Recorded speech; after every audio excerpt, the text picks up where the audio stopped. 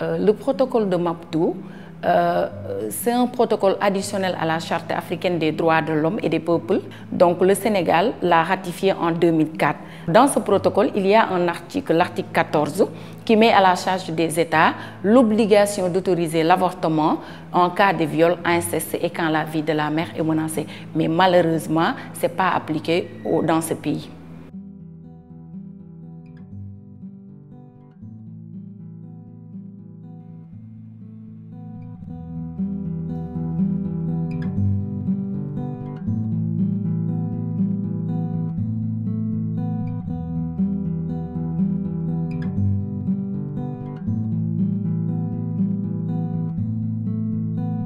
Oui, déjà, je trouve la situation déplorable parce que ce nombre est vraiment alarmant, où il y a des femmes qui avortent, mais qui en sortent avec des complications.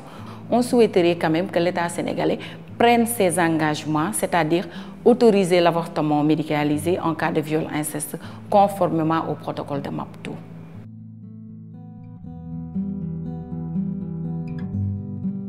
Pour une année, bien que le Sénégal interdit l'avortement, on a eu 51 500 avortements provoqués, avec des femmes qui en sortent avec des complications au nombre de 16 700.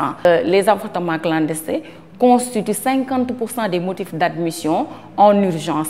Quand vous faites les prisons des femmes, on voit que 19% de la population féminine est incarcérée pour avortement clandestin ou bien pour infanticide.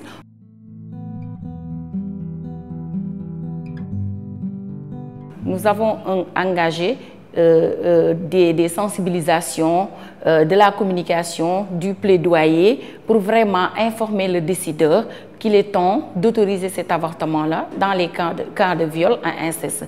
Mais informer le public aussi de la problématique de l'avortement clandestin. On ne voudrait pas avoir une loi impopulaire.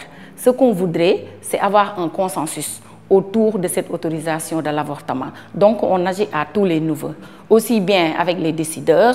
Dans les décideurs, vous pouvez retrouver les parlementaires, le gouvernement, la présidence, mais aussi les religieux, parce qu'au Sénégal, quand même, parler de ce sujet sans parler de l'aspect religieux, je pense que c'est mal connaître le pays. Donc, avec les journalistes aussi, on est en train de faire des choses avec les communautés, avec les jeunes.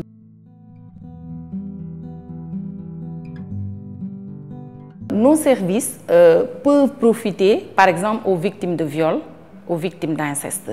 Les victimes de viol peuvent nous saisir pour la procédure judiciaire, pour la prise en charge psychosociale, pour un accompagnement.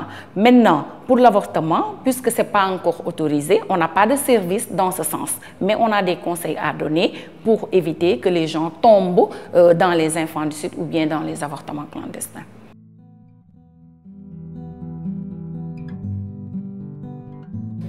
Pour une femme, par exemple, qui est dans une situation d'une grossesse non désirée, c'est-à-dire une grossesse, à mon avis, qui n'est pas issue de viol ni d'inceste, je lui demanderai de se rapprocher des organisations qui sont dans ce comité pour essayer de l'appuyer, de l'assister pour qu'elle porte bien cette grossesse à terme parce qu'elle n'a pas d'autre solution légale.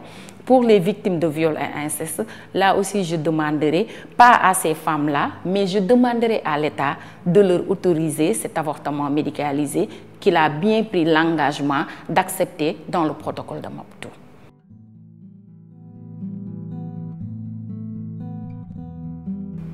Oui, je l'ai regardé. J'ai regardé dès l'élaboration. J'ai eu à participer, à donner mes recommandations.